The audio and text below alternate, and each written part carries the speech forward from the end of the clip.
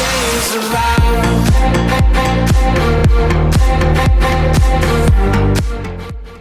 Hello and welcome to the Tottenham America channel. Today, I will be rating every player's performance from Tottenham Hotspur's 1-0 defeat to Chelsea in the second leg of the Carabao Cup semi-final to send Chelsea through to the Carabao Cup final while Tottenham were knocked out.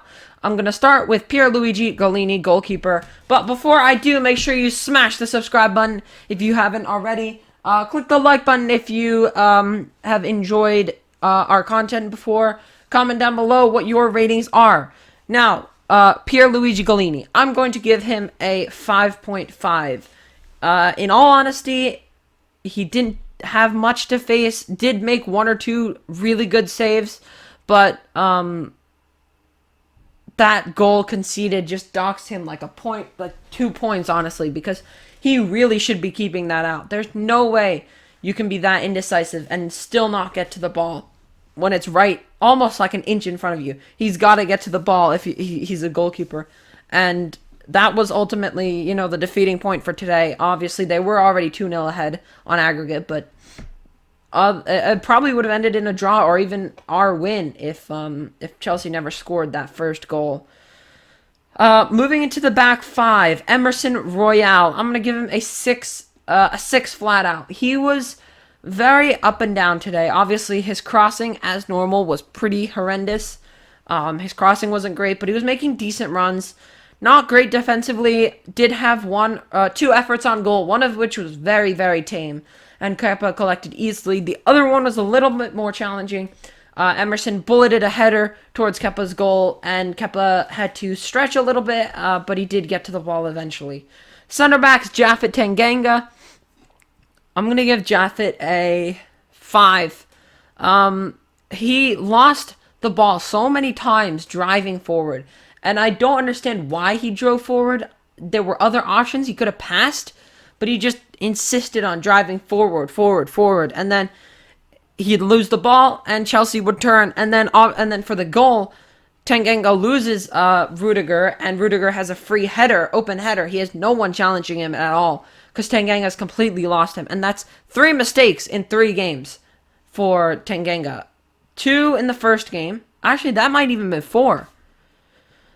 You could even count that as 4, because 2 in the first game against Chelsea. Obviously, the terrible pass out for the first goal, and then the heading onto Ben Davies' head for the own goal. Then at Morecambe, he loses his man, and O'Connor, I think it was, scored, and gave Morecambe the lead. And then today, he loses his man, although today is more of a half mistake. It's also Golini's mistake, but still, he's just not good enough to start, especially against Chelsea. I know we had no other options, but in reality, we really should be, I don't know, it's tough because we have no other options. He's the only person we can play, but I think this just proves that our backup team is just not good enough. Davinson Sanchez was probably our best defender. I'm going to give him a 7. Got a really good flick on for Kane to be about half an inch away from scoring in the first half. Probably our best chance of the whole game. Defended well against Lukaku. Didn't do terribly. Probably our best defender today. So I'd give him a 6.75. I'm going to give him. Ben Davies, I'd give him a 6. Obviously, dealing with Romelu Lukaku and Timo Werner isn't going to be great. He did get spun a couple times. But for the most part, he didn't do terribly today. Matt Doherty. I'm going to give him a 5.5. Not even a 5. Because I don't know what Conte sees in this left wing back, this inverted wing back system, but it just doesn't work for us.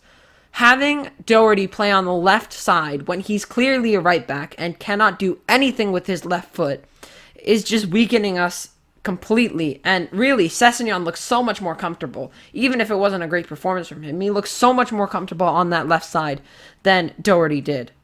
Moving into midfield, Harry Winks. Winks, I'm going to give him a 6.5. He was decent. Not 6.75 even. Decent today. Not terrible. Passed the ball well. But he did give away the ball a couple times. But nothing crazy from Harry Winks. Pierre-Emile Højbjerg, I'm also going to give a 6.5. Also, same thing as Winks, passing, defended somewhat well. Didn't really let Chelsea get too far ahead. Obviously, took on a really good effort at goal, which was probably would have gone in had it not been for a very lucky deflection from a Chelsea defender. But in all honesty, you know, they were their regular selves. Gio Lo Celso also started this game. I'd give Gio a 7. He was probably one of our better players today. You know, tried to create things, moved the ball well, was quick with his feet, created some beef between him and Malang Sarr. They had a competition throughout basically the whole game. Did let himself get carried away a couple times with the whole fouls, but in all, he wasn't that bad today. He was probably one of our better players. Lucas Moura, I'm going to give him a 6. He looked very, very sluggish today. Even when he was running for the ball for that second potential penalty shootout where potential penalty call where Kepa brought him down. Lucas Moura looked so much slower than normal, and I don't know what it was.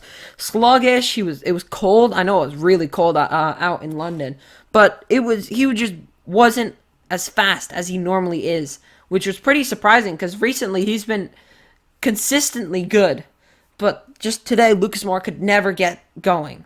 Lastly, in the starting 11, Harry Kane. Kane, I'd give him a 7.25. He was definitely our best player. Tried to make things happen. Almost was unbelievably close to getting that goal with Sanchez's flick on that corner, and then getting his goal disallowed for offside in the second half. And then obviously the 2 penalties were disallowed, which was... It was the right decision, but it was just so... It was like it was not a nice feeling to have, because, you know, a lot of people believed that was like our chance to get back in the game, and then it just kept getting disallowed, and our luck was just not there today. Moving on to the subs, Ryan Sessegnon, who came on in the 65th minute, I'd give him a 6. Didn't really do anything surprising. I think he did at the very end, 90 plus 6 minutes, I think. He did force an effort at goal, which was saved pretty well by Kepa. Chelsea would just not let anything go through them. Nothing would get through and into their net. Brian Heel also came on. I'd give Brian Heel 6.25. Again, we didn't really see much of him, but when he did get on the ball, he was always looking forward, moving forward. I don't think he really lost the ball that much. Made a decent number of passes. Didn't get any attempts on goal, but just added a little bit of pace. But yeah. And then Oliver Skip came on in the 81st minute, which is too late for us to rate him. But in all honesty, the first legs of both matches were the problem points for the whole tie. Especially the first half of the first leg. If Dyer had replaced Tanganga, we probably could have forced the tie into a penalty into extra time. Even then, penalty shootout maybe. We could have even won, but that first leg just completely destroyed us mentally, and it gave Chelsea a bigger boost in terms of morale, because they already had a 2-0 lead. They just had to defend, and then they got that goal today, and that was it. They were just going to defend. They weren't going to test our goal as much as they did last time. But that's it for our player ratings. If you did enjoy, make sure you smash the subscribe button, hit the like button as well. Comment down below what you would rate the players. And until next time, come on, you Spurs!